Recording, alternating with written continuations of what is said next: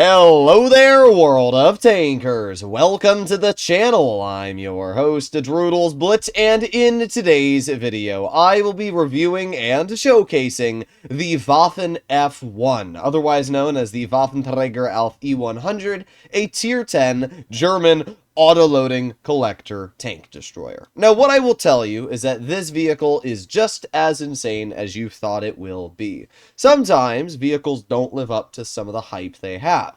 And while this vehicle is definitely plagued with downsides, like it's literally the largest vehicle in Tier 10 now, with some of the worst camo rating and terrible armor, it also features a gun that within 5 seconds can deal 1700 damage. And loading in high explosive, you can deal over 2600 if you pen the clip. That's enough to kill any Tier 10 heavy apart from the German super heavies, which is kind of wild. So, in today's video, I'm going to be giving you a full comprehensive review of this vehicle, its capabilities on the battlefield, and my personal feelings about it. Now, when it comes to buying this tank, obviously, Wargaming knows that this is a highly sought-after tank. And in other words, unless you want to spend hundreds and hundreds of dollars, don't try and get the Waffen F1. It's not worth the money. There are vehicles like the 4005, which already exist on the tech tree, which can do pretty similar capabilities, and they're not going to cost you an arm and a leg. But oh well. We are going to start off very briefly by taking a look at the statistics of this tank. Now, you have two different guns. You have a 12.8 centimeter, which has 340 damage per shot, and you have a 15 centimeter, which has 570 damage per shot. To be honest, I don't see any world where you would want to run the 12.8 unless you are trying to permanently track your opponent. The vehicle gets 5 shells with a 1.82 second reload. It is more accurate, does feature more better dispersion, everything like that. It's quite nice, but the problem is your average damage only 340. You deal the same clipping damage in the same amount of time as the 570 Alpha.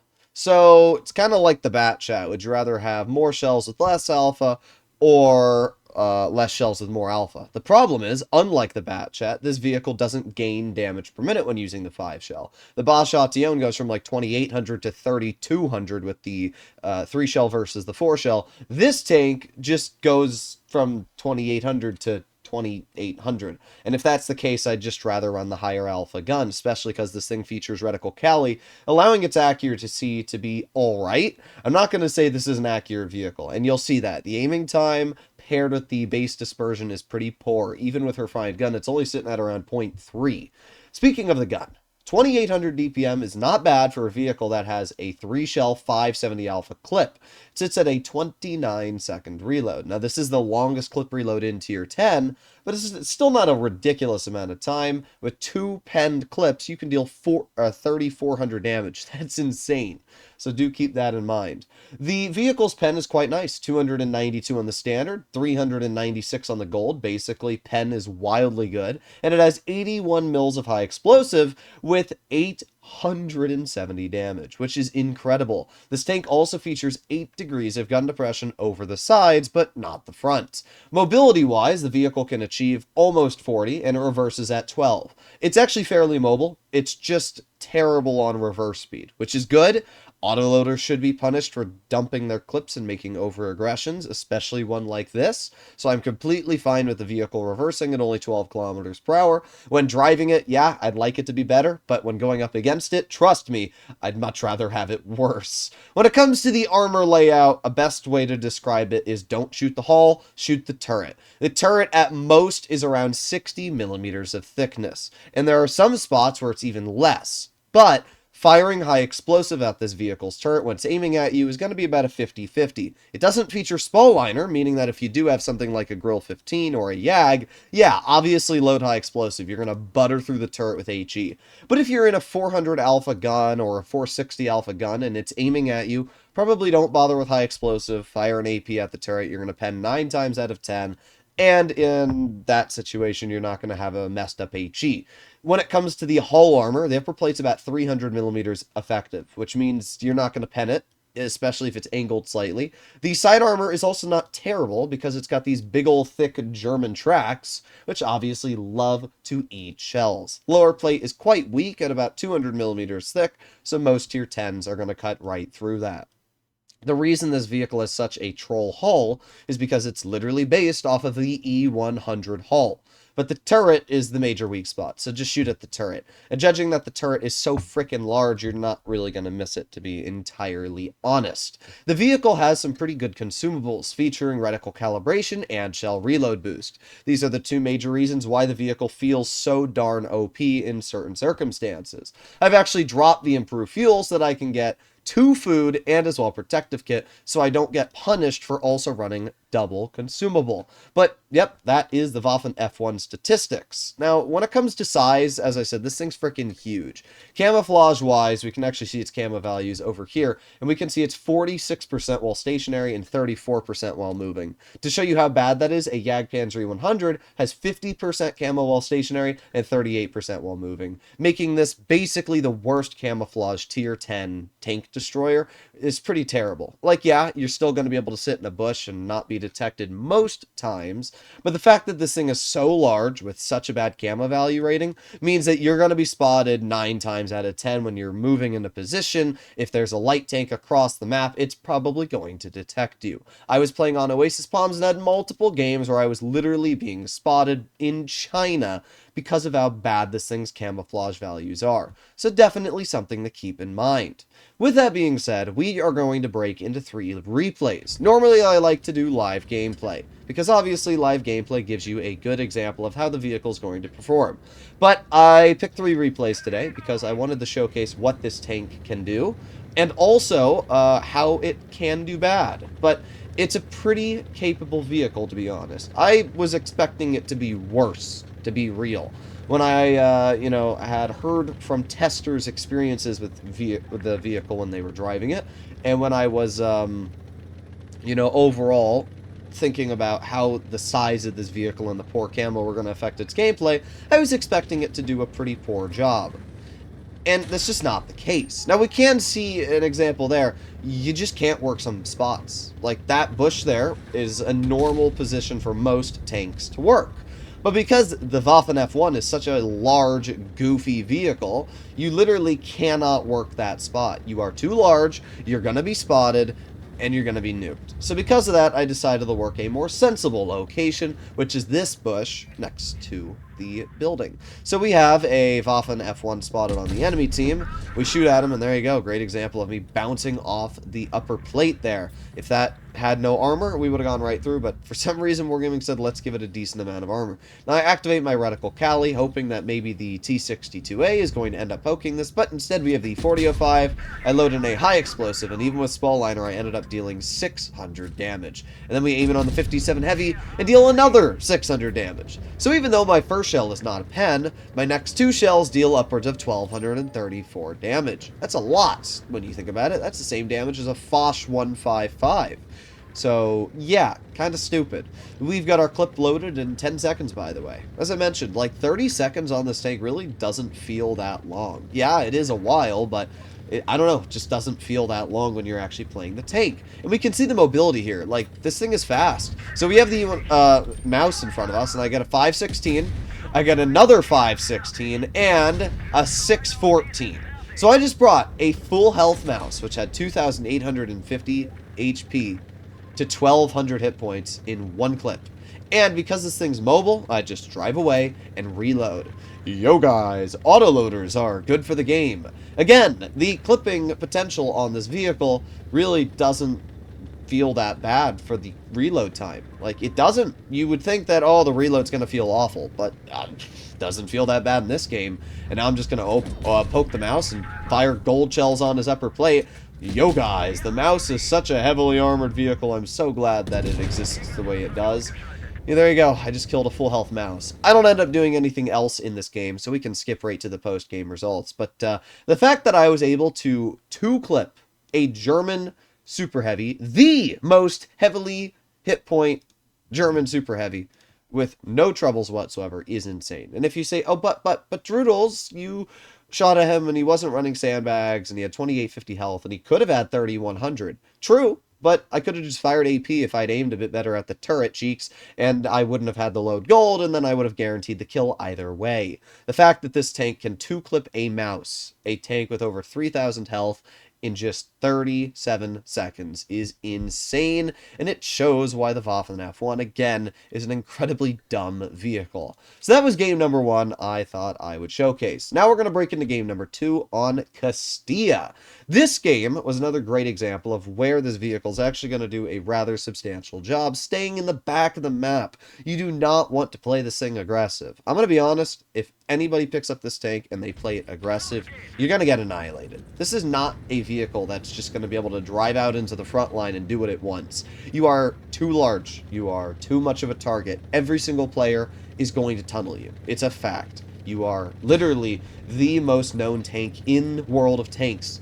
Everybody's going to tunnel you. I'm going to tunnel you. So if you make a stupid play, you are going to be expecting to be punished for it. Which is why I don't think that the average player is going to do all too well in it unless they're sitting in spawn. I'm glad that Wargaming at least tried a little bit to make it a balanced tank with the aspect of terrible camouflage values, being literally the size of China, the fact that its gun is not the most accurate. These are all good things, to be entirely honest, because, again, when you get to see what type of damage this vehicle can roll out with a penning clip, it's a little stupid. Take the C50M. One shell into the lower plate of the E50M. Terrible roll, 420. But the second one rolls 597. That's still 1,025 damage I took off of that medium. How is that fair? I just took a full health medium and halved him, and then I just back up, unspotted. Because even though my camo values aren't great, the position I'm sitting in is far enough away that it doesn't really matter. And the funniest part about this is that it's only this spawn of Castilla that can do what I'm doing here. The other spawn doesn't get this position. Classic Wargaming designing unbalanced maps and allowing one side to be flat better. So as I said, we're up to 1,000 damage right now. And we are about to see prime real estate. Look at what we're witnessing. A Leopard and Rhino are about to rush up this hill. So let's see how much damage a high explosive from my tank can do on the side of a Leopard. 982. I just took a full health tank and halved him in one shot. Yes, you saw that correctly. Well, 2 shots, and we basically killed a full health Leopard. Okay. And then we have the Rhino over here. I could have HE'd him, but why do that when I can guarantee an AP pen? I just went from 1,000 damage to 2,700. And I would have been over 3k if the Leopard was not shot down to 200 health with the second shot I fired into that player. If that player had still had 600 health, I would have had an additional 400 in my name, and I would have been at around 31 to 3,200 right now. Think about that.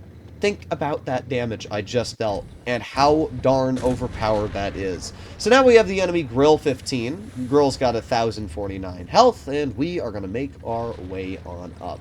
The thing that's crazy about this tank is, unlike the Foch, it actually has really high explosive damage. 941 into the Grill. That is so stupid. Like, as I said, the Foch does not have much high explosive alpha. I think loading HE, even with tungsten, you're looking at like maybe 700 to 800 max. This vehicle can do 870 base, meaning that you can get upwards of 1,000 damage with an HE roll in this tank. But as I said, an average high explosive clip from this vehicle is literally 2,700. That is enough to delete anything. So this was a 4,365 damage battle, and yet again, another game where this vehicle just felt absolutely insane. It's a little stupid. And when I say it's a little stupid, it's a lot stupid. So now we have by far the... Oh, I clicked on the wrong replay. Let's go back. But we are going to be taking a look at the craziest game of the bunch by far. This one was a loss, but it was a just ridiculous damage farm of a loss. Now, to be fair, some of the damage at the end was given to me. But the fact in 2 minutes and 55 seconds, you're going to watch me pick up over 6,000 damage is a little bit insane. And you're going to see again why this vehicle is just a little bit stinky. So here we go. We're going to start off this game by making our way right into this bush. And I was really worried about being spotted here. But actually, when you think about it, this tank still has much better camo values than your average heavy. A BZ75 has like 20% camo. Because remember, you're not running camo net on a BZ. So even though this vehicle does have bad camo values, it's still way better camo values than a tank, or not a tank destroyer, a heavy, in like every way. So I can sit in these bushes here, and as worried as I am, I'm not going to be spotted through them, which is kind of wild. So I'm up to 1,000 damage. I've penned 2 shots, one into the E4 and one into the BZ75. That's a reoccurring theme I've noticed in this vehicle. A lot of the time, you only get 2 out of the 3 shells out, and it's mainly down to the fact that, like, you just don't want to sit out in the open for 7 seconds in a vehicle which is literally the size of China. Again, look at the size of this thing compared to a Ho-Ri. It's ridiculous. But there you go. 720 damage into the grill. By the way, that grill was not running small liner. That was a low roll. We have the E4, 533 damage into the E4, and I loaded a high explosive clearing that player. Okay, so we're up to 2,300 damage already. That's a lot of damage for quite the short battle so far. Alright, well, 18 more seconds, and we'll have our clip back. Might as well skip a little bit in the reload ahead. Well, let's see what happens here. I was kind of hoping that this Yag's going to make a misplay, because if the Yag does make a misplay, I can literally kill this player with 2 high rolls. So here we go, Yag drives out in the open. I get a 631 into his vehicle, and dead. Yep, there you go. There goes a Yag. And now I start reloading my clip again. I'm up to 3,400 damage. Unfortunately, my Ho-Ri decided to YOLO out in the open and kill himself, which means it's a 1 versus 3. How do I deal 6,000 damage when I'm only at 3,400 right now? Interesting. Well, what if I told you I'm going to bring every single player on the enemy team down to a one-shot in the next moment? Now, to be fair, one of them is because they jump on me, but you're going to watch the damage output this thing has once again. So we have the BZ-75, and he misses the shot somehow. And you're going to see that a Leopard and M60 jump on, or Caro jump on me, and that's where I get some of my damage. But look at this damage on the BZ. 656 into his vehicle. Okay. 656, 713. So that right there is about 1,400 damage I just took off of that BZ-75. And then this Leopard lost 1,003 hit points by sitting on me, and I'm going to aim it on the Caro and get a 569. That clip you just saw there was over 2,000 damage. If that clip had been fired into a medium from start to finish, it would have full clipped it. It would have killed a Leopard, it would have killed a Caro, it would have killed any medium. 6,378 damage. As I said, I got an additional 1,000 damage from the Leopard jumping on me. But the fact that I was able to deal even 5,400 damage in that short period of a time, the fact that I was able to block 1,500 damage and just rip out that much is insane. This vehicle is not good for Blitz. I can tell you that right now. Any tank which has the ability to deal what this tank just did is not good for the game. And it's why I am always highly against vehicles having mechanics like this. The crazy part is, even if you only pen one shot, you still have the same alpha as a Grill 15, you know? Or a Foch. Like, that's the crazy part. And sure, you gotta wait 30 seconds to get your shell back, but still, like, that's insane. You have 3 shots with the same alpha of a Foch 155 with the high explosive damage of an E100. I mean, that's just insane. So this game here, this last game, is one where I do want to showcase the downsides. Because at this point, a lot of people are probably thinking, oh my god, this is the most overpowered thing I've ever seen in my life. How can anybody think that this is balanced or anything like that? Well, I can tell you that quite confidently, I don't think this is going to be as dangerous of a vehicle as you think, for multiple reasons. First of all, Wargaming is making this one of the most ridiculously cash grab, gotcha, microtransaction, goofy events ever. Which means that the amount of people that are actually going to be driving around in this tank are probably far and few. The second thing about this vehicle is that while I may be doing decent in it, that does not mean most players are going to be decent in it. At the end of the day, this is a very skill-based tank, much harder than the 4005 due to the 20% worse camo values, the much larger profile, and the fact that everybody's going to be focusing you. So those are things to keep in mind. So while I do think that this is going to be a very, very scary tank in a decent player's hands, the chance of a decent player actually using this and being a threat to you is probably not nearly as much as something like a 183. I'm just personally highly against the aspect of autoloaders being able to deal 1,700 damage allowed in the game. So far, I've only done 630 damage, and I've bled over 1,100 health, and you can see exactly where this tank does not feel very good. Because it's so large, because it's just such an easy target to shoot, everything wants to shoot at you. But if you're smart, you will reposition and put yourself in a decent spot. So now I'm all the way in the back, and I get 1 shell into the Stridsvon K, 2 shells into the Stridsvon K, I load in a high explosive, 3 shells into the Stridsvon K, and there you go.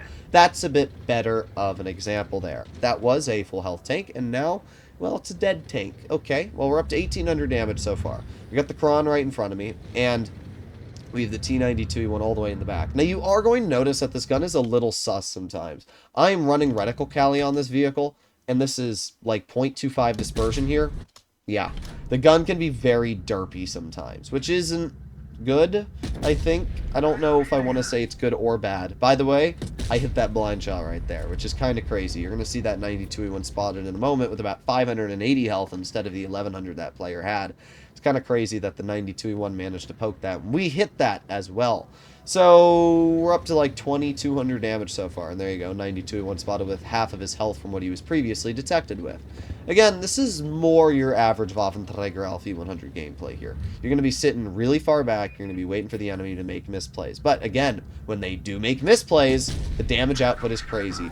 560 into the Kron, 621 into the Kron. That was a full health tank in a matter of 2.5 seconds. I just brought that full health tank to 50 health. What the absolute hell? Now, at this point in time, I was thinking to myself, the T92E1 is most likely going to try and take me out of the game. So I need to think of where this T92E1 is going to come from, especially because, again, I have such bad camo values, I'm going to be outspotted if this 92E1 plays smart. So what I'm going to do is I'm going to go exactly where I think the 92 is going to be, which is off to my left. I'm looking over here, and there you go, 92's in front of me, and with a 546 damage ammo rack, we take him out of the game. However, with 570 Alpha, we can quite confidently say that we would have killed the 92 either way. I don't think I deal any more damage in this game. It says 4,162 with the additional blind shot on the 92-1 in the corner there, and I think that's how much I end up dealing, as we can see. So nothing crazy there, but this is kind of the Waffenträger Alpha E100 and how it plays. Like, this vehicle, it's definitely not good for the game. It's not an overpowered tank, but it has aspects that make it overpowered, if that makes sense. Like, the driver of this vehicle is probably not going to do very well, but the driver also has the ability to make other players not do well. I highly discourage the idea of a vehicle like this existing in Blitz. I think that the 5-shot is much more balanced due to the fact it takes so long to deal the damage, and not only that, but the 5-shot also has low alpha, so you can at least try and back up. But I do not agree with the 15 centimeters aspect of damage dealing. I definitely think the high explosive needs to be nerfed. Why does this thing get 870 damage on the HE? That makes no sense, especially as I mentioned, when we have vehicles like the Foch 155 with only 10 less alpha on the standard, yet only 620 HE. I mean, it's not even close. It really isn't, but oh well. Let me know in the comments what you guys think about the Waffen F1. What I can say is that it is an insanely dangerous vehicle and one that you are going to have to keep an eye out for on the battlefield. Overall, over the past 10 games, I've gone 60% with 3,300. So not an insane amount of average damage. In fact, most of my other tier 10s I do just as well in terms of average damage, like, well, maybe not the Grill. Grill is one of my worst performers, but like even a YAG, I have 3,300 on. So like I'm doing the same win rate and damage in the YAG right now as the Waffen F1. Now, maybe it's just because I've only played 10 games in it, people tunneled me, but still, the point being, this is a tank which is very easily overwhelmed. But when it does well, it does well. Hopefully you enjoyed today's video. I'll see you all in the next one. Bye-bye.